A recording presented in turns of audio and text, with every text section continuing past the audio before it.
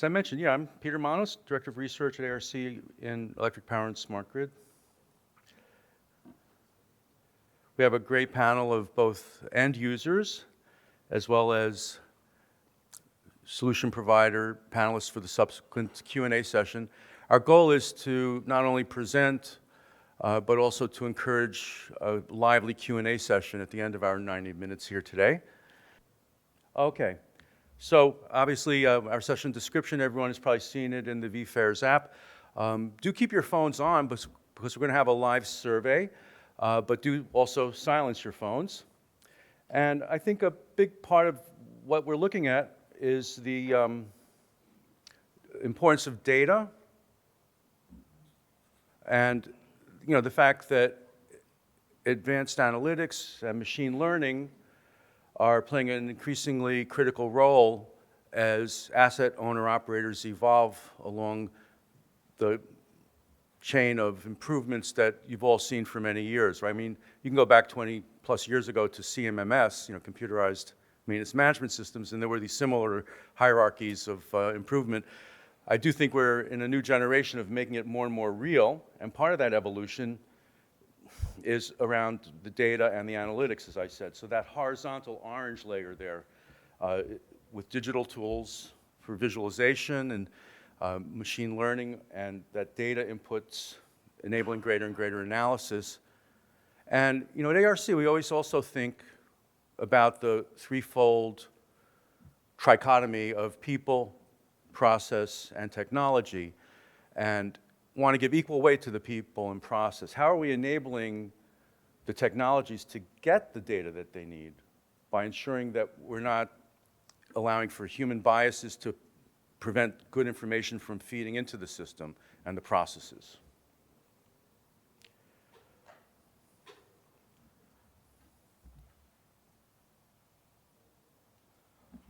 You may have seen in previous sessions our survey of 546 industrial manufacturing decision makers. I like to think in terms of the win-win of that fourth item on the ranked items of importance: sustainability, decarbonization, and ethical sourcing. And the fact that the items above that on the list, when you improve those things, you're also often improving your capacity of your organization to address sustainability. Gavin, could you advance 3, please?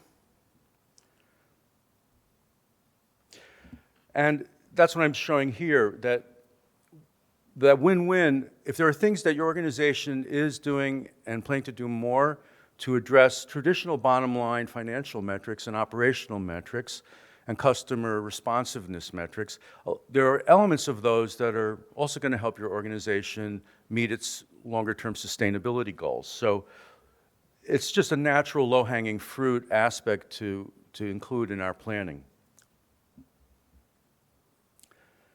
So there's going to be a Slido. Get your phones ready. I'm going to read these 6 questions, and I ruthlessly plagiarized it from our next presenter, Maulik Patel at Dow. He had this as an item on one of his slides, and he let me work it into a survey.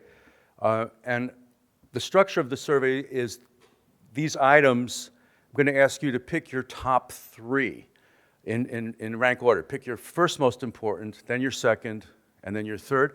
Because a lot of the time in that kind of structure of survey, the second or third percolates up as being universally important, while the first priority might be distributed more, in a more homogeneous way. So it gets interesting that way. So which of the 6 following potential outcomes of your organization's current or planned asset performance management program efforts, which of those 3 outcomes below would you rank as your top 3? Productivity gains, increased reliability or asset utilization is the second one. Thirdly, reducing rework. 4th is improved safety. 5th is increased data quality and integrity. And number 6 is cost reductions. So now, if you look at that, if you scan that QR code, or go to slido.com and pick that 7-digit number, let's see, 201-6281. Oh, excellent, thanks. Hot off the presses, we have the latest results, and they can still update, so vote if you haven't. So the first one, highest response, is increased reliability and asset utilization. So increased uptime of assets to produce products or on schedule and plan. And that's at about 60%. And then the next two are around 40 and 38%. Improve safety, enable field access to accurate information, reduce environmental health and safety risk, reducing trips back to the office.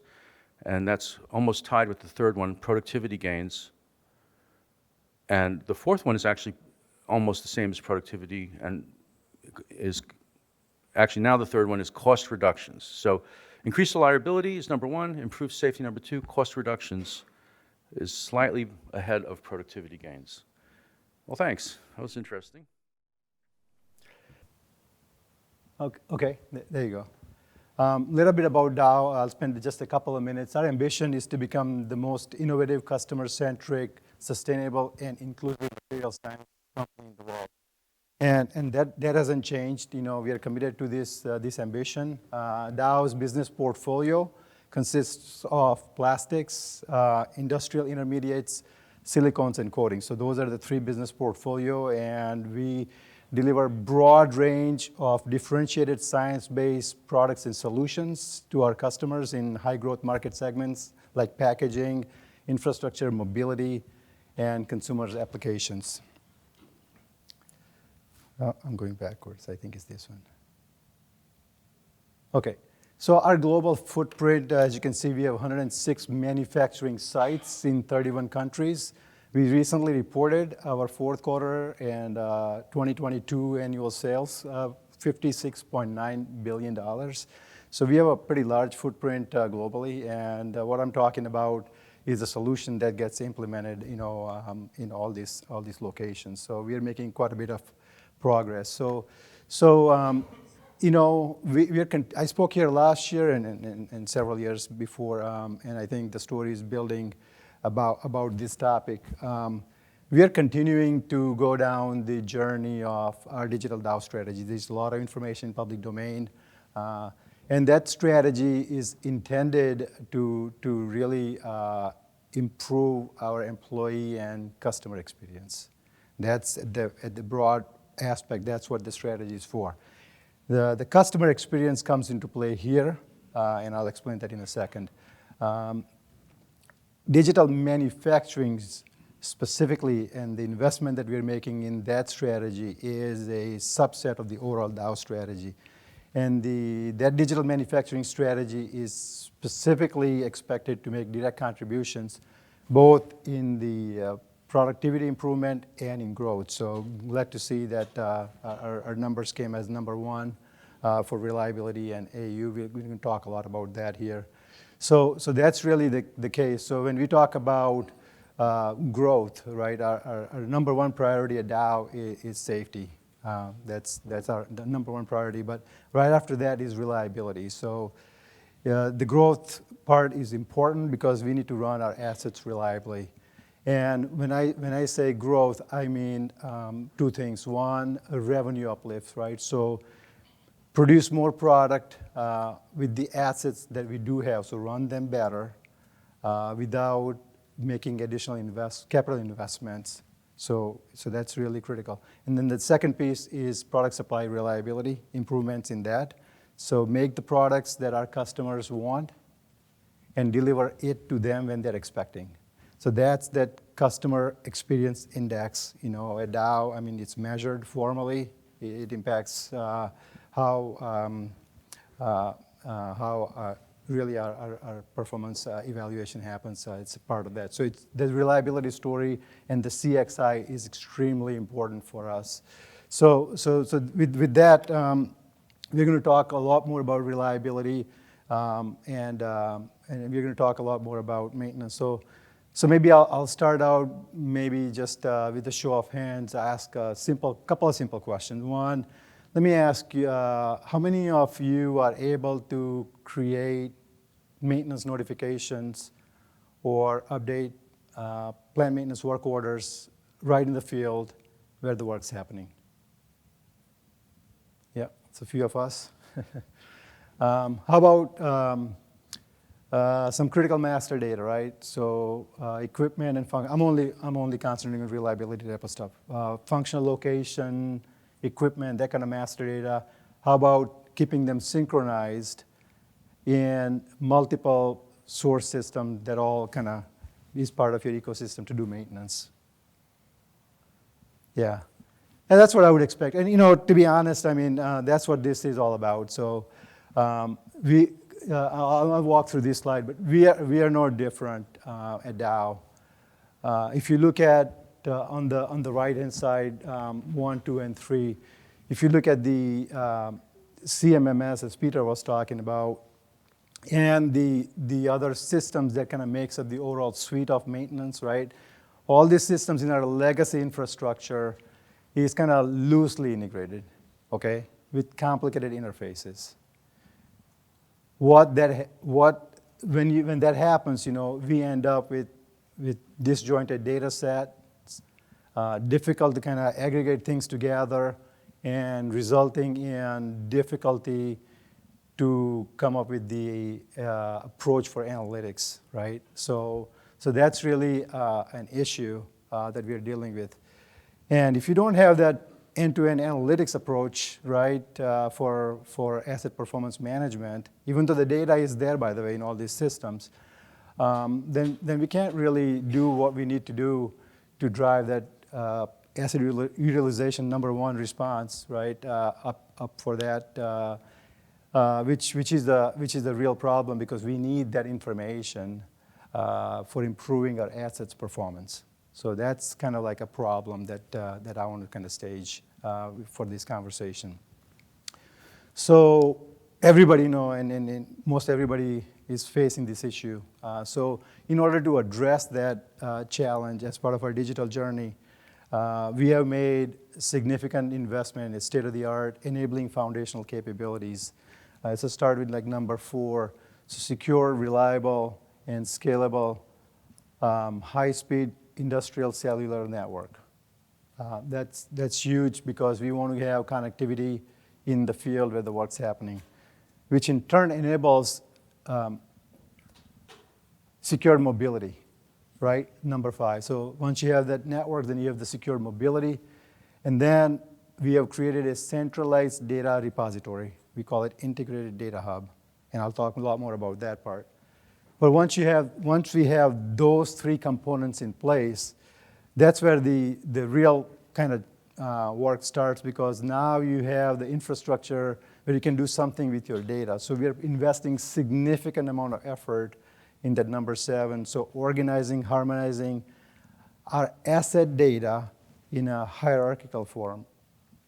So in doing all of that, what does that give us, right? So now suddenly we have those really missing ingredients in terms of enabling capabilities. So now we can design, develop, deploy tools and capabilities for CMMS, other manufacturing ecosystems, plus commercial APM, scheduling, some of those capabilities, put it together, and get them integrated through that middle layer, which is the Integrated Data Hub. Okay, so you can kind of see how all these things building together. Once you have that, what we are able to do then is to deploy Dow's connected worker platform on that secured wireless network, so that our colleagues in the field can intuitively look up information that they're wanting to do their work and make quick and informed decisions. So for instance, if you're doing maintenance, they can look up parts availability, MRO parts availability, right? Or if there's an issue and they got to pull up an engineering drawing, they can do that. Infrastructure is there. Work remains, by the way, to get the data in all that, and we're going to talk about that in a second. But that's the whole piece that comes together. Once you have all of this, then kind of 2 things happen, right? One, you're giving the information in the hands of our colleagues who are actually doing the real work in the field, and they can access that information to do the work. But the second part that's really a game changer, in my opinion, that we couldn't do this thing just a couple of years ago, is that now the folks who are doing the work and using the system can actually update the information right where the work is happening. So the quality of the data is significantly better, right? And it's current, it's relevant, and it's consistent. So we hear at ARC all the time, data quality, garbage in, garbage out type of stuff. It's not like anybody's intending to put garbage in the system, but by the time you do something, if you're doing maintenance work and then you got to go back to your desk and enter all that, some information gets lost, it's on a piece of paper. Instead, it's happening right here in the field. So that kind of gives us the whole kind of approach to set up our enablement to analytics, okay? So with that, I wanted to bring a little bit, double click on these slides because as I was drawing this thing, each time I come to ARC, I think this one or two element gets added. Like 10 years ago, there was only 2 things on this slide, so it's interesting. But I think I'll start with the left side of the box where it says ERP and maintenance. So that's your whatever the CMMS system that you do have, right? Everybody has something to do with the APM, like your reliability analytics systems and your scheduling system. And there's a lot more than this, but I just kept it simple. So you are always synchronizing data, like key elements like cost and history are the one that I'll pick between the APM and the CMMS, and then the scheduling. This is that interfaces that I talked about, loosely connected, complicated interfaces. And I remember doing it, so that's how it is right now even. But the difference now with the data hub is that we can selectively move certain pieces of data besides just the APM or scheduling or MRO into that hub.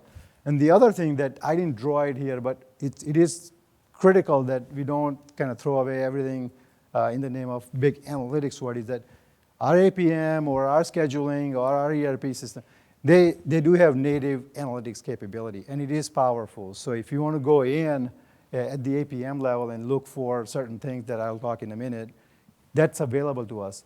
But it can only do analytics on the data that resides in the system, right? So we have a lot of other things. So historian data or engineering data, along with the cost and the visibility that is needed for the maintenance data, the history, all of that stuff, and you can bring in and then slowly move to the right to the hub and keep it relevant. So only pull the relevant data, because a company the size of ours, there would be performance issues if you try to move everything. I've tried it once. You don't want to do it. So you can do it, but move the relevant data, keep it synchronized, and then you start gaining some confidence, okay? That, okay, I have the information I'm looking for, and it's going there. So what? So you have this. Well, four different things that I think it's relevant that we should talk about. It gives you different analytics to the right. It gives you a whole different possibility, because now you can pull in operations data, tie with the maintenance data, tie with the engineering data, tie with the APM data. So there's a lot of things that you could do. And depending on who is trying to solve what problem, the second piece is this manufacturing insights. It's a Dow term that we're using. But our experts who are working, we call experts close to machine, they are creating their own dashboard for alarms and events. It's the one thing. Guys in the IS is creating a completely different set of dashboards, right? All because the data is there. And think about how we did it, or how we are doing still in the data that's not. It's either in some SQL databases or in spreadsheets, and you're constantly bringing stuff together, massaging it to put those views together. Instead, now you have it in one location. And then if you have a template, right, for a certain, let's say, DCS system, we can replicate it a lot faster at the other places. And the source system remains the same. So it is a big deal, okay, to get to the second point. And third one is, to me personally, a big deal is the real-time decision-making. It's our connected platform. Everybody uses our phones, right? And how many decisions that we make just because we have it in front of us, right? It's the same concept. We have a long way to go, but we have the platform, we have the infrastructure, we can pull the data and make those quick decisions. Because you all don't have to wait for some analytics to happen behind the scene, a bad job to run at 2 in the morning. Sometimes it just tells you. Or you can get a notification. You don't have to sift through all the stuff to find out what needs to be done. So that thing is really powerful. And then I struggled with the last one because every time we hear AI ML, it's like, but what does that mean? It's an enablement, right? So we have all this information. Our engineers and our developers can think through that. Hey, there's quite a bit of work that has gone in, and even to get the data into the hub, there's opportunities for us to apply some some machine learning routines, right? Like I know of 1 or 2 cases, which is pretty cool. It's simple Python machine learning, or you can then buy commercially available tools, and it would get better, right? So this is the kind of our approach to analytics. I specifically zoomed in for the APM portion of it, but we have other use cases for the other areas. So with that, this is my last slide. So what is that giving us, right? I mean, all this stuff is great, but what's that giving us? So number one, it's giving us the APM offering that's designed to optimize the performance of Dow's production assets. That's the key. And 60% of us said that increasing reliability and improving asset utilization is the most important. It really is really most important. After safety, it really is the most important thing. So it gives us now the tools and the strategy to kind of make some of those decisions. Real-time data collection at the point where the maintenance is getting done. That's huge. So sometimes we are doing rounds, inspections, or we are doing the maintenance. We have deployed this in 84 plants. We have a lot more to do. So it's not like it's everywhere, but we have it in our largest sites right now. Quicker decision making, again, in the field is critical. Less stranded data. This is huge. You have a lot of disconnected systems otherwise. You need all the data to be connected. And then from the point of entry to the core backend, the system of record, the data remains synchronized. So if you have functional location or equipment, it's only sourced in one location, and that's in our ERP system, and then we federate it to wherever it needs to go. Otherwise, in the legacy architecture, you're maintaining equipment here, you're maintaining equipment there. Next thing you know, you decommission equipment, you probably get it done in one location, it's stranded in other locations. And if you look at Dow's history, we divest stuff, so next thing you know, we have the big data readiness team working on trying to figure out what happened here. So it's a big deal for us, and which in turn gives us the enablement of the analytics. So I just gave a few examples: bad actors, identification of top opportunities, maintenance cost visibility is a big deal, right? You gotta have to see. You can almost prioritize it and say, okay, where do I really need to zoom in? Optimizing PPM and critical spares program. We have big dollars invested in our inventory. We want to optimize that part of it. And really, the last thing is it's in our top 2 or 3 things that we need to do this year is to move from time-based to risk-based inspection, right? And essentially optimizing our preventative maintenance program. So that's our approach, and I look forward to the panel discussion. Yes, thank you. I'm Bill Olson with First Group, First Student, First Transit. Our main purpose is to provide student transportation, passenger transportation on metro buses, and other transportation on police vehicles and ambulances for municipal markets. We use an approach towards maintenance that really focuses on the technician and on talking about maintenance and what's wrong and gathering the information and passing it all the way through the systems. Today, I'm just going to kind of walk through our journey where we started, to be honest, in 2000, and how we identified a problem of only working on repair orders, and that didn't provide anything, and how we tried to solve that problem by, well, taking the same journey Dow has just outlined. And does this work? The left one. Right. The right one? Yes, the right. There we go. The other one. Okay, so currently we have 650 locations throughout North America, including Puerto Rico and Quebec. So we have some cultural issues involved as well as just basic maintenance issues in communications. We run around 100,000 vehicles, We have 2,700 desktop users, management, support. We have 2,800 tablet users, technicians at the point of repair. That's where we are now. Where we started, we were running on diverse systems. Some of them were actually on Xenix. Anyone here remember Xenix? We've moved from there in 2000 to where we are now using Hexagon Software as a Service EAM solutions. We moved from clerks data entering paper work orders and filing away paper checklists to technicians now are enabled and punched into the system with tablets, collecting their own information, looking up their own histories, and recording information for their peers to see later for future repairs. We've moved our inspection forms from pure paper-based to purely digital checklists on tablets that technicians complete themselves. It's been quite a journey. The first point was to get to that point of repair, get the technology, get the information available to the technician at the point of repair. And that's where we started. And that happened when tablets became commercially viable with a software solution that could be used that was out of the box.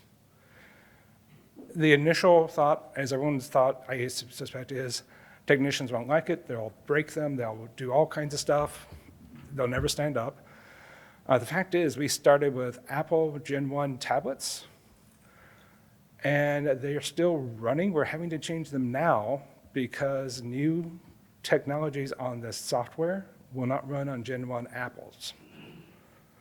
So that's a sign that this rollout for those technicians, the technicians love it.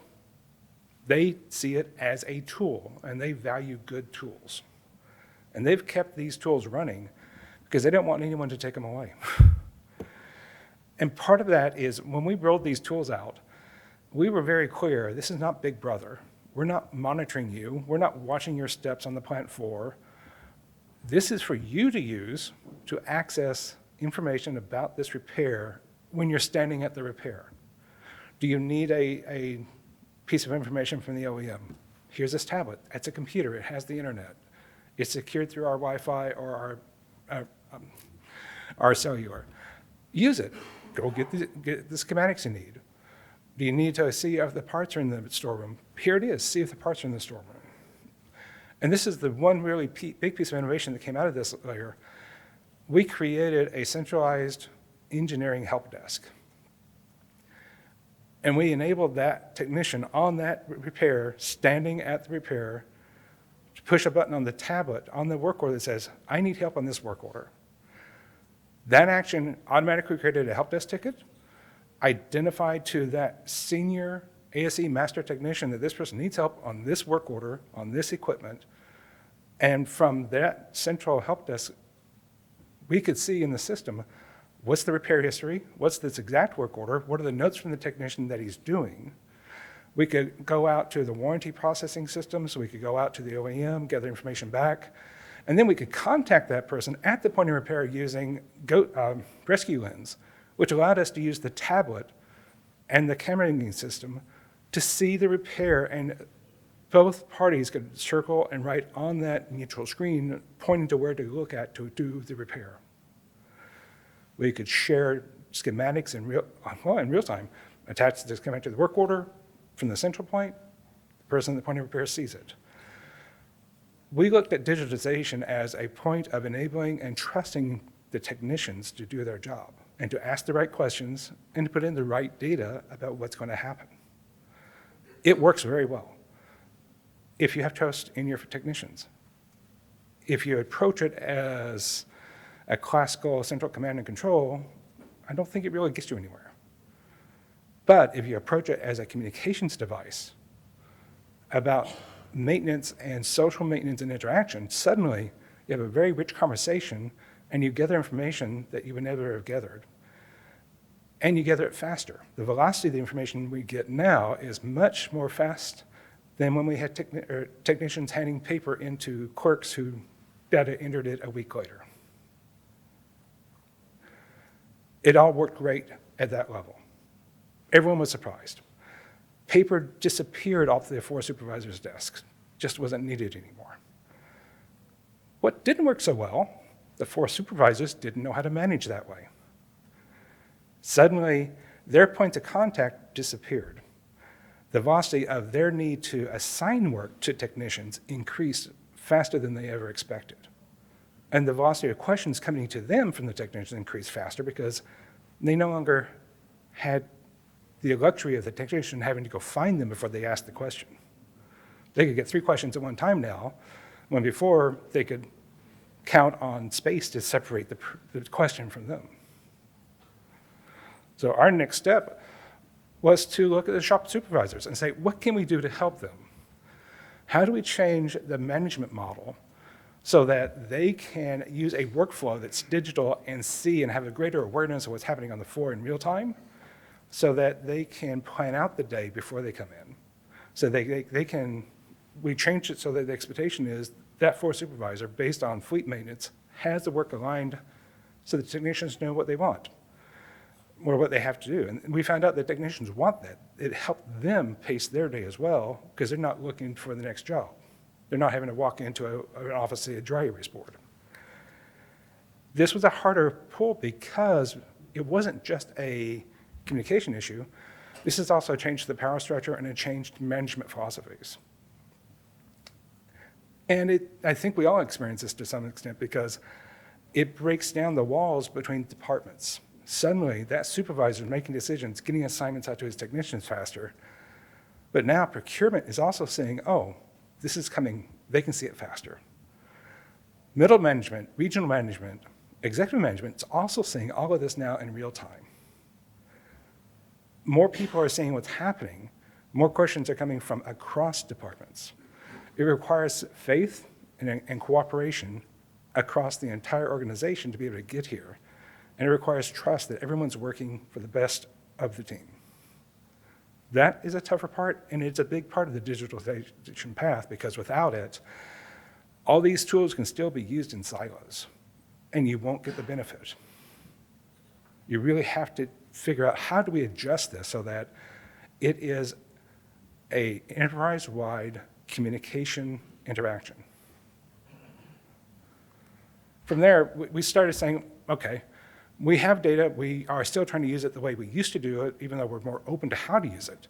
The question is, how do we change it so that we have very clear dashboards for everybody? And one of the goals we wanted here wasn't just transparency, but we want to provide a default understanding of how decisions are made and what are the goals. It's great to say net zero is our goal. The interesting part is if you open up the entire process and the questions that come in from notifications, suddenly a VP can ask questions of a location manager in real time. The value in that is suddenly the decision process, the questions, they're not behind a boardroom door. The guy at the front end gets to hear this. He gets to participate. He gets to understand better what's happening. What are the real criteria by which to make decisions? And how does what he does, turning this wrench, impact all the way through the organization?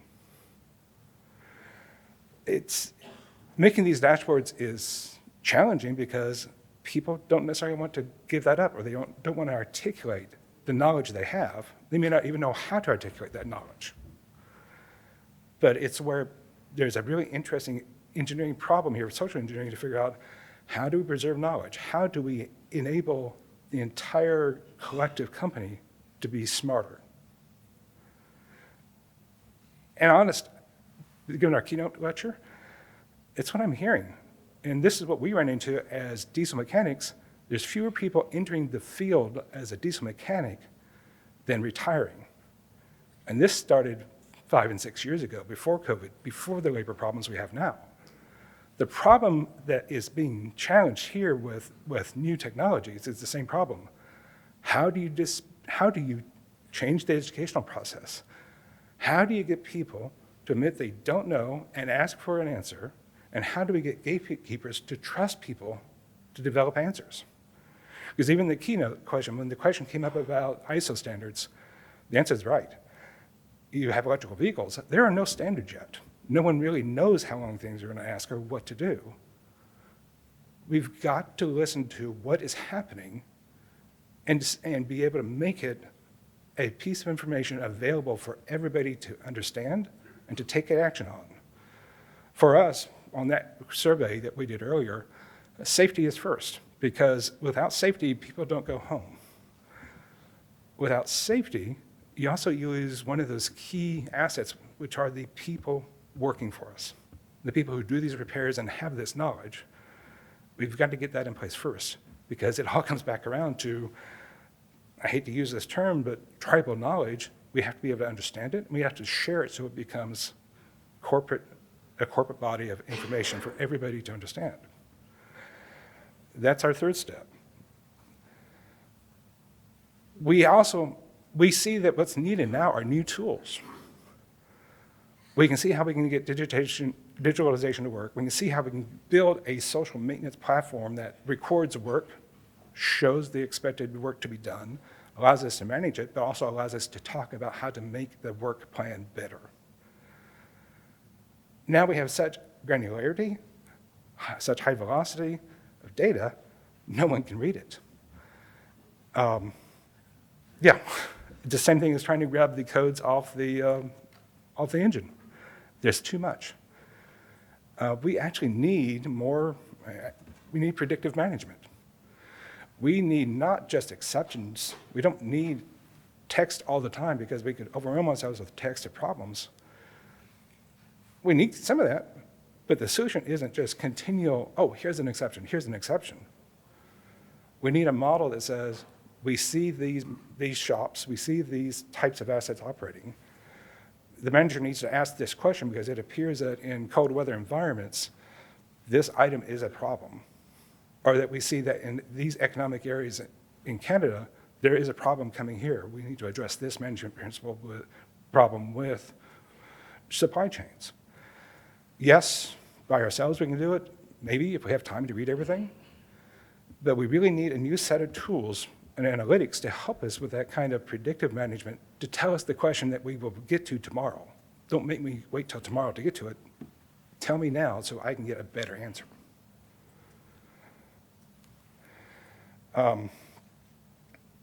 Just some more detailed slides as far as predictive analytics and other items are done.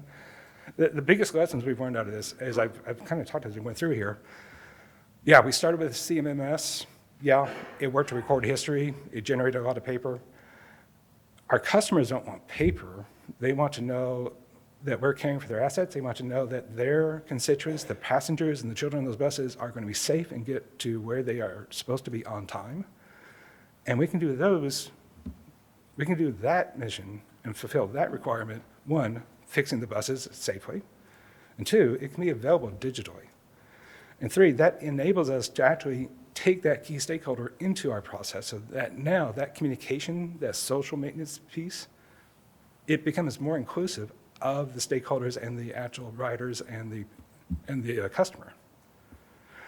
The other discovery we had is, yes, we have to document maintenance, we have to schedule work, but our maintenance system is really a communication system. It's a matter of action and direction and feedback when things don't fit what the management thought was. And it's accelerated that ability to meet those points. And we see where we're going. That the problems we have with siloed management, the problems we have with retirements and with changing workforces, we had those before COVID. We had them before the need to change energies. Those are the same problems we have to solve and we've always had to solve. This is a place to go ahead and start that change so that we can have more resilient organizations to meet the future. I'll stop here. I think that covers everything, and I'm looking forward to the panel discussion. Good morning. My name is Raju Mariappan. I'm Director of Asset Digitalization and Reliability. Basically, today I'm going to talk about my experience, in this Industry 4.0 journey, where we started, where we are right now, where we are going to, where we want to head. So, production. Lower this a little bit for you. Be more comfortable. Thank you. So, production is one of the main KPIs for any manufacturing industry. So to attain that production, like there is a lot of day-to-day challenges, firefighting, and assumptions, like a lot of subjectivity. As per me, it's working good. As per me, it's not working good. So shift A is working fine. Shift B is not working fine. There's a lot of assumptions. There is no really what is going on in the background. We all do that firefighting every day to achieve that production. So that's where we thought of collecting the data and provide some more visibility to plant teams, where they can make some data-driven decisions. Even if it is some problems happening, at least they should know what exactly happening in that component, so that they can make some good decisions based out of it, right? So that's where we started working on data collection, and the journey was not that easy. There's a lot of challenges in when we started this journey. There are different types of sources for the data, like sensors, nodes, controllers, PLCs, different communication protocols. There's so many things, data is scattered everywhere. We want to bring it to one platform where we can do all the analytics and provide visibility to the plant teams. And the corporate side, we have IT, OT, and always there is a kind of challenging, what we want for industry and what IT thinks is best for the industry. There is always kind of challenging, to communicate to them. And also, we have a planning team also. There is also another challenge, how we can communicate the manufacturing information to planning, so that they can make better planning for the production. So that's another challenge. And when we're looking at the tools, the scalability, horizontal and vertical, how many plants we can roll out, how many areas we can cover within the time frame what we have. So those are the challenges we faced initially, when we started this journey. We chose edge computing. Edge computing enabled us to communicate with all the devices, all the sources of data. Right now we connect to sensors, nodes, controllers, we name it. We connect to every single device at shop floor to collect the data. And we do analytics at edge itself. We do all the heavy lifting on edge, and we send notifications, alert modules, everything at edge itself. And silo-wise, it's a completely kind of self-service kind of tool. Nothing much, we can easily drag and drop and build that correlations, logics, and when we do this analysis and all. So that gives a lot of freedom for us to work on different areas, different use cases. And scalability-wise, again, it's so many. As of now, we are collecting almost 20,000 data points per hour, and we are processing it, analyzing it, and we are sending notifications alert based on the thresholds and statistical model we have. And we do have few predictive models as well. So scalability-wise, edge computing system is enabling us to do whatever we want with complete freedom.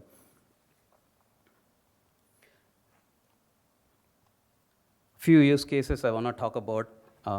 Basically, as I mentioned, we are collecting 20,000 different data points every hour, and every data point is monitored separately, and there is an alert notification system for that. We have thresholds, we have statistical models, few of them, we have predicting models also. So we let people, plant team know what is going to happen in next 6 hours. So that's what the capability of edge computing system, so that plant team can decide what they want to do. Either they want to postpone it, or they want to fix it right away. They can make a data-driven decision. And parallelly, we are sharing that information with the planning team. This mission is going to go down in next 6 hours, and this is the duration of that downtime.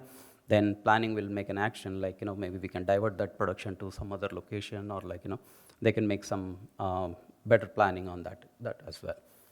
So few other areas with all these assumptions, we have, every human has limitations, right? When you test the equipment, there is a limitation. I can share one of the experience at one of my plant. So we started with the handheld device, to check the vibration. So everybody goes out of the field. We have almost 130 motors in each line. We have over more than 120 lines. So the first thing is time consuming, going to every motor and listen to the vibration. And after 10 motors, all the vibration noise looks same. There is no way we can differentiate. That's the limitations we have.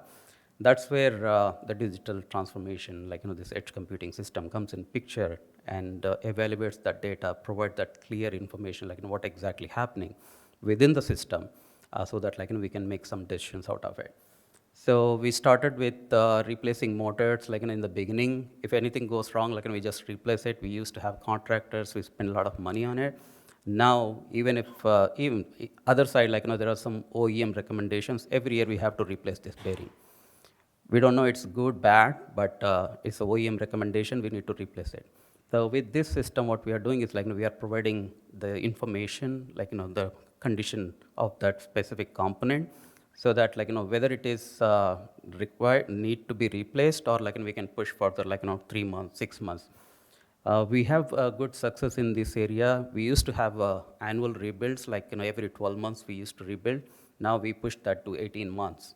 We don't know where, how much we can, how far we can go, but for now we are pushing 12 months to 18 months and see, what exactly happening. Since we know the condition, we can make a decision, at any given point. If something breaks, we can go back to 12 months. If it is not, still we can push it. And also we are working on some prescriptive maintenance analysis. Basically, whatever we predict, for example, this motor is going to go down after 3 months. What we can do today to eliminate that, right? So that's a prescriptive model we are developing. It's working fine. And one of our vision is lights off plants. Most of you guys are heard about that. So all our utilities area, completely digitalized. Almost 20, we have 45 plants in US. 25 plants we are completely digitalized as of now, and utilities completely lights off. No person needed. System is monitoring continuously every 5 minutes. We collect the data, we analyze the data. System is working on the real-time monitoring, and we send notifications. Even maintenance is on just in time. We used to have daily maintenance, we used to have weekly maintenance for all those utilities. Right now, there is no preventative maintenance at all. All the preventative maintenance based on system notifications. If your vibration is going high, maybe you need to graze it first. Let's see if your vibration comes down or not. If further something happening, just go and take a look. So we completely close the doors for the utility room. We have almost 30 different equipments in utilities. We don't even go there. There is no work orders, there is no PM, nothing. So system telling us what we need to do. Based on that, we perform that task.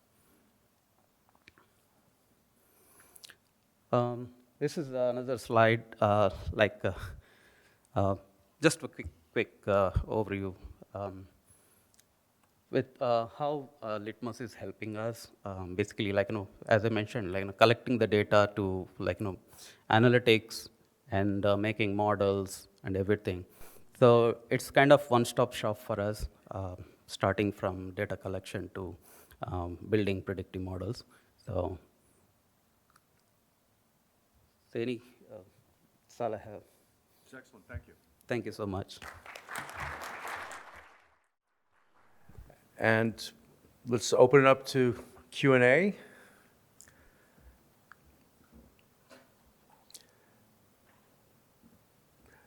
Yes? Go ahead. Someone will bring you a microphone in a moment. Gavin, do we have a handy mic? Sorry for the delay. Coming up.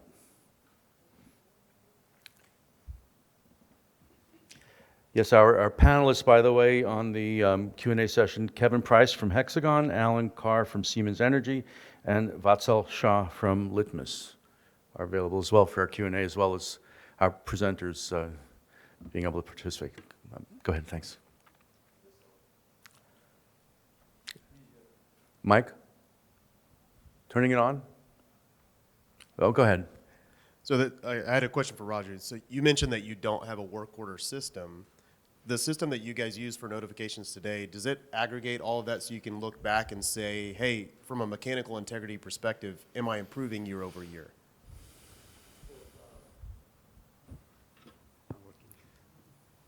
I can come there.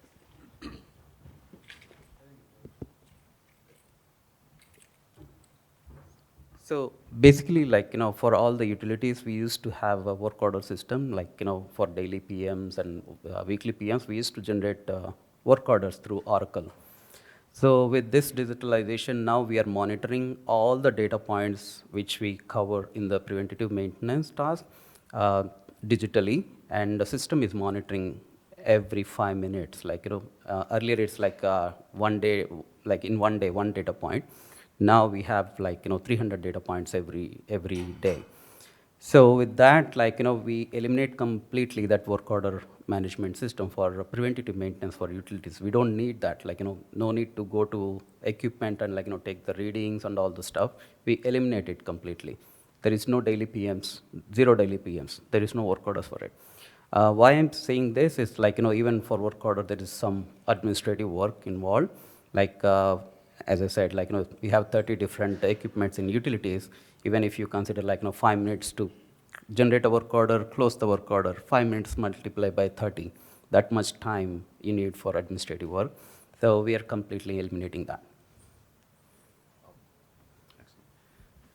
Can you pass it to behind? Thanks. This is also for Roger. Roger, you're popular. So you say that you've eliminated your work order system. That's amazing. Have you seen an improvement in performance of these motors that you've? Yes. So you have. Yeah. Can you explain why that you think there's an improvement when you've gone away from preventative maintenance and you're just doing just in time, that you're able to improve that? Yeah. So basically, with preventative maintenance, we used to collect the data on papers and on work orders. There is no way we can share it. Only plant team knows, even if they want to trend it, they have to transform that into Excel or somewhere, right? So with this digitalization piece, as I mentioned, every day with preventative maintenance work order, we have only one data point. Now we have 300 data points every day. For example, any motor, right? What is the current of that motor at 10 o'clock, 10:05? So we have that trendings ready. And whenever we do that manual, annual rebuilds and all, so we take this information and we consider that condition of the equipment and define that annual rebuilds. And performance-wise, now we know the condition of the motor or any equipment. If it is failing, definitely we can schedule something. It's a planned maintenance. It's not like a downtime. So we know when we need to stop. And also we have some metrics percentage of plant maintenance, which is about 80 to 90% that we have a standard for. Are you primarily using vibration, or is there anything else that you are looking at? Yeah, so if you see the PF curve, when the failure mode, vibration gives earlier symptoms, to see what exactly happening. There are other data points as well for any motor, current, load, torque, all these things also give some information, but vibration is primary symptom for any motor. So we take that as a primary data point. I'm hogging the mic here, but I have a related question. You can ask another one, but yeah.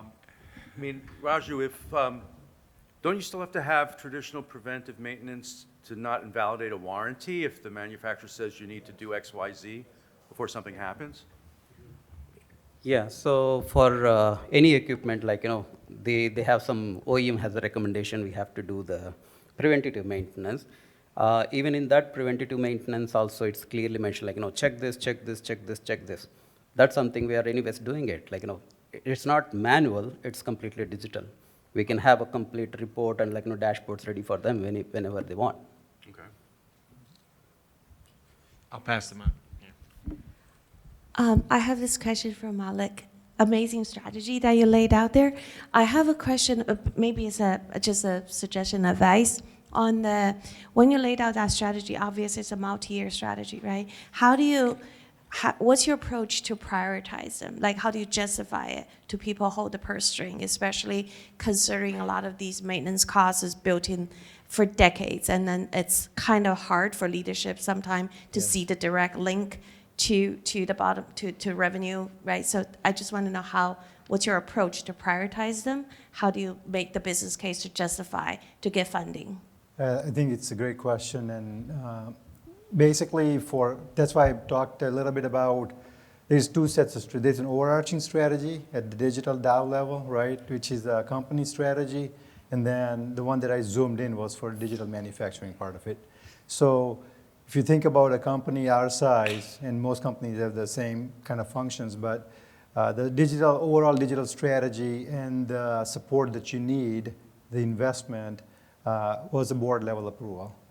It's because of the amount of money was required to do that. So kind of in Peter's, when he talked about people, process, technology, the fourth piece is data. And then, you have innovation, like an R&D arm, then digital B2B, and then fulfillment. So you have so manufacturing and supply chain. So all those four functions had their own digitalization, and then further prioritize as part of that, right? So each function had to do that. For us, for manufacturing, the prioritization recommendation to our leadership was to allow us to implement that enabling foundational capability, because otherwise it becomes too complicated, and our management cannot decide, right? Like, where do you want me to invest money in? And we went in and said that, listen, we have legacy infrastructure that needs uplift, and we can, in some cases, like leapfrog, but that was the recommendation for prioritization. And then, because the investment was going to be approved, we were expected to have a formal value case, right? So the value case was driven by two different aspects. One's a direct link to revenue increase, right? And you have to prove that. And the way it works, only way it works for us is that we have to make more pounds, and we have to be in sellout condition, and somebody has to actually buy them at the margin that we are reporting for that quarter. Okay? So it's a real math, and we have to show that in order for us to allow us to do this, this is what we would do for the revenue increase. The second one's the cost reduction part. That's the productivity piece that we talked about, right? So working better, more efficiently. This is the extreme case that we are not that advanced, but like in our maintenance workflow, operational workflow, can you reduce the cost, right? And then also the contractor cost. So those were the two aspects. So that's how the recommendation was made. But the further prioritization for us then comes into where do you have the most value for those categories. So our biggest sites, then the medium sites, and the small sites. So I know it's long-winded, but I think it's super critical. Anybody wants to hop onto a digital journey, and when you ask your favorite, whoever your systems integrators are, they'll come in with their point of view, and I think it's important. They'll have an external point of view that says, okay, here's the value that we see. You'll have to revalidate by building your bottom-up model so that your leadership can say, okay, I agree, this is believable, and then you or whoever's leading it would be on hook to kind of report that against the strategy. I think a lot of the stuff that Bill talked about comes into play. It's not just the technology. I think technology is the easiest part of the transformation. It's about changing and doing things differently, and your workforce is just not programmed like that. So I would say that be careful about promising this big return. It's probably not going to happen right away. So Peter Guilfoyle with Northwest Analytics Hey, had Peter. a question for both Malik and Bill. So it's like both of your journeys as you undertook them required to get cross-department buy-in, and Right. heard it directly in Bill's, and it seemed to be there with the Dow example as well. What specifically did you do to enable that cross-department cooperation? For us, it was a combination of showing them what is easier for them. And sometimes it was a matter of letting their customers tell them, why aren't you doing this? Because it's here. There was no one approach, except wherever we could, we tried to show them how life is better for you. And when they would not join us, we would have let them be directed to us later. Hey, Peter, good to see you. For us, it's there's just an iteration prior to the kickoff of the digital strategy. So we have gone through the end-to-end work process view, right? So when we are making an recommendation, kind of think about scale to produce, and then demand plan to fulfill. I mean, these are like Dow end-to-end processes. So when you're talking to our, manufacturing leadership or supply chain leadership, you're able to kind of tell the story that, we are going to be able to make the product, which we need to give it to our customer, right? That CX index that I talked about. So that would get a higher priority versus something just manufacturing specific, right? So for the dollars that are available, how do you make the most impact at the company level? That would contribute towards the CXI is an example. So most of our investment in starting this year is even more tighter. Like we have an end-to-end theme approach, right? So less about your functional, specific digital work versus what's really needed at that cross-functional level, so that both the leaders can articulate. And this is one example. I just used the example of supply chain and manufacturing, but like our contractor strategy would then further require sourcing, leader, right? Because we want to kind of tether that piece as well. So you can say, okay, if we have a better sourcing negotiation, then we can have this vendor management system, which would allow us to have the end-to-end visibility for the overall cost to do the business. So then all those three leaders would say, yeah, that makes sense, right? Because it's all that visibility is needed. Then that would get a higher prioritization. Hopefully, that's a better example, actually. Yeah. Excellent. A question up in front, second front row. Thanks, Gavin.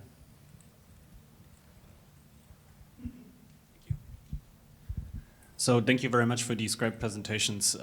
So I guess that's a question for Bill and Malik. Bill, you made a point to mention dashboards in your presentation, and I was wondering, are these dashboards for the technicians or for management or for the supervisors? And I think, Malik, you also had in one slide showed visualization or something like that. So maybe you can talk about this a little. Yeah, I think it's both. So for engineers, also for the operators or the technicians out in the field control room as well. So we are customizing it. Some of them could be. It's the same thing, but you render it differently based on the role that you are doing. It's only enabled because of the architecture that I was showing you allows us to do that. So we have done that. One learning that I would say in developing the dashboard is that you could have a dashboard strategy and say, okay, here's the tool that I want to use. But there's a lot of native tools that are available, especially in an ERP system, which are highly optimized, right? So I would say that you can consider that. But they're for multiple roles, and they're role-based. And we're also trying to figure out, sometimes it's too many, right? Like it gets confusing, like who's using all this stuff? So I think something to consider as you're developing that. And for us, very similar. It is role-based, and there was a journey that we went through from initial dashboards that were provided, that were high level, they were great in the boardroom and for executives, and they meant nothing to anyone else. So it wasn't only that they're role-based on the data they're providing, the information rendering, but they're role-based on how they're designed for visualization. And that is probably the most important learning for us, because the best dashboard that's provided as a high-level visualization does not help the technician. Correct. Thank you. I want to ask the audience a question. When I look at the great presentations we've seen, and I think about that word Malik used, intuitive, and I think about the bottom-up drivers when Bill was talking about the maintenance workers, and then drives up from them because of their enthusiasm. What causes the intuition to kick in? In other words, you might have a solution where you're still running a query and it's taking time to get the query back, or you have a macros in a spreadsheet in Excel with a lot of data, and you hit the button and then you have to make a chart or something.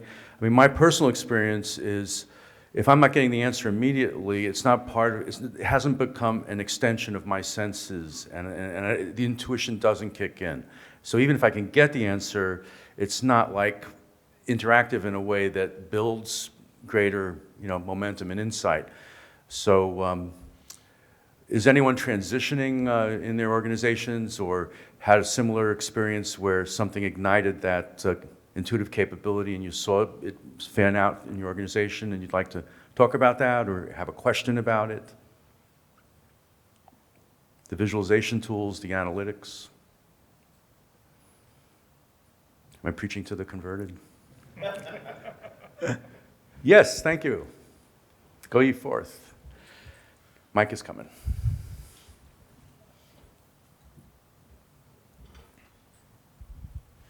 So I would just say that we have a pretty robust data collection system. What organization are you with again? I'm sorry. I'm with VHS Corrugated. Excellent. VHS. We're an OEM for corrugators. It's a large machine.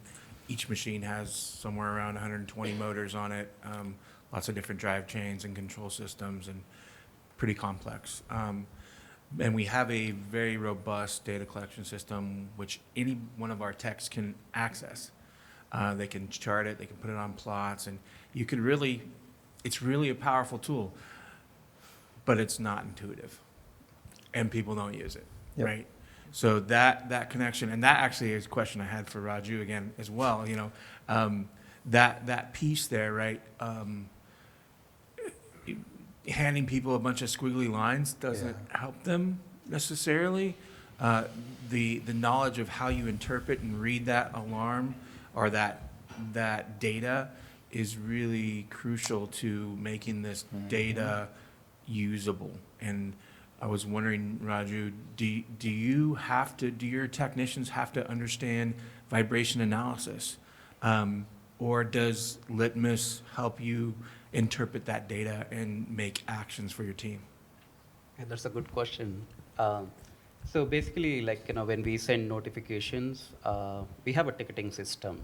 Not necessarily, every technician need to understand the data. If they don't have a knowledge about, how to read the vibration and, the trending of the data and, even if temperature goes high, what happens and all. So we do have a machine learning model in place. Basically, we predict the health of the component. When we send a notification, we don't tell them the temperature is high. For example, we are going for a doctor, right? So they check the temperature and you are 1 or 2. So what? What I can do with that? Am I good, bad, right? So we give some context to it, what is that 102 literally impacting, right? So if temperature is going high, if vibration is also going high, so we have a correlations in place. We have that. That's the health model I'm talking about. We tell them what exactly happening on that specific motor. Is it a misalignment, imbalance, or it's a crest factor is going high. There's a noise in the bearing. So we give end result to the technician. So not necessarily they have to understand the data, but with the ticketing system, they can understand what exactly happening and what they need to do. Yeah, and I would just say that that connecting the technicians to the power of the data is really crucial, because we've talked to a lot of vendors and they show us these amazing charts and things, and I'm like, well, my technician who's been working on this machine for 20 years is not. Correct. His eyes are going to glaze over. You need Correct. To tell him what's going on and what he needs to do to fix the issue. So, excellent. Well, 10 minutes to the hour. It's been a great Q&A. Any additional questions, folks? We welcome. We have one more back here.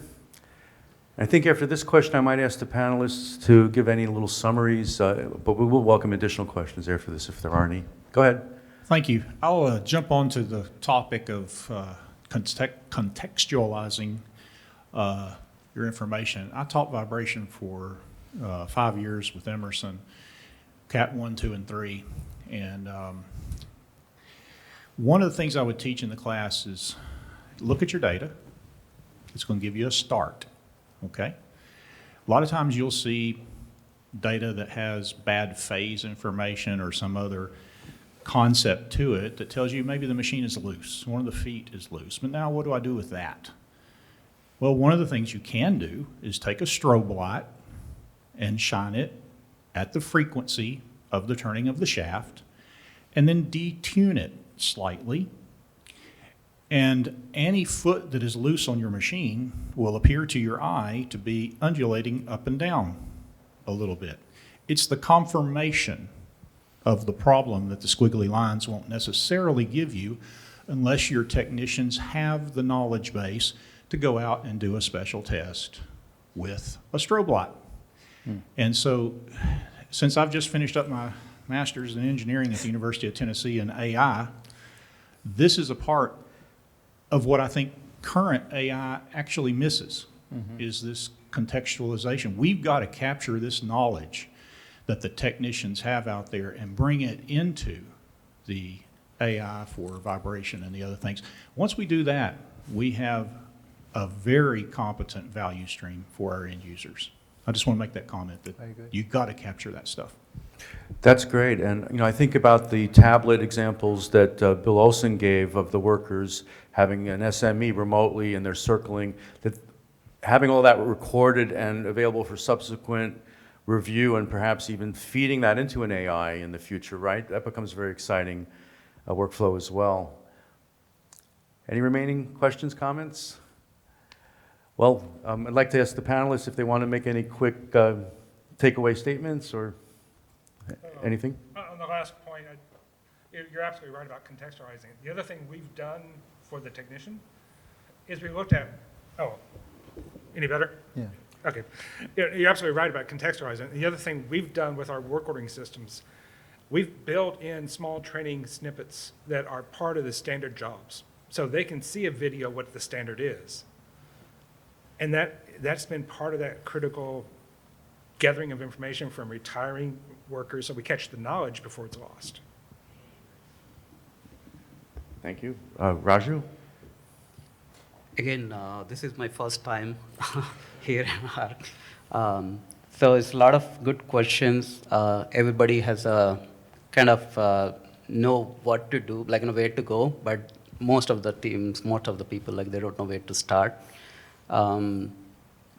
Like data collection is kind of key for anything, that's even we can call it data is gold going forward, So whatever possible, collect it, even if you don't do analysis today, but still it's going to help one day. So that's my kind of learning in my journey. Excellent. Thank you. And Malik? Yeah, I would say that the topic was about analytics, but I think really the challenge is data and, what's the state of your data? Just be honest about it, as you're setting the expectations. Each one of you would have your own journey, right, to get to that. I think it's going to require some heavy lifting. If you don't have the right infrastructure, then try to fight for that, to get that infrastructure in place, the right training, the right kind of AI-related skill set and data engineering and all those is changing. So draw it out as it makes sense for your company is what I would say, and I think the answer is different for different people based on your maturity. Fantastic.